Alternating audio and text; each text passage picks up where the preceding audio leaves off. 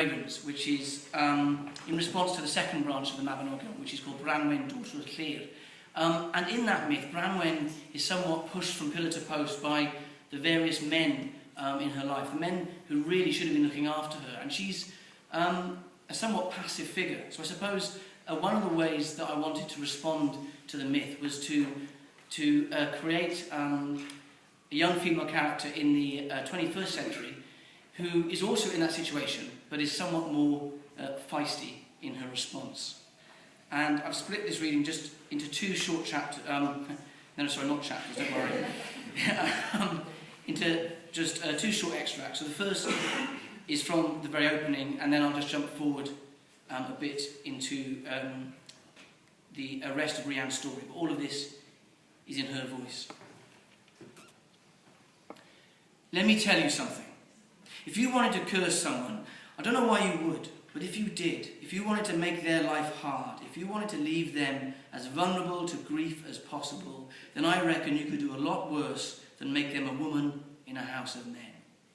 Not everyone will agree, I know, but that's how I was feeling the morning when all this happened. After what I'd seen the night before, this was the thought that was rattling round my head when that old man came tottering up the path to sit down next to me. I'd been sitting on a bench by the Tower of London for a good hour by then, watching the sun rise up, turning the Thames gold, before rising further and dulling it back to brown.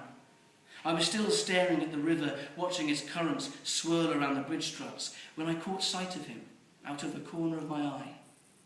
He was making his way up the path, slowly, an old man in a tweed suit. He was tall once, probably, but stooped over now, leaning heavily on a stick at every second step.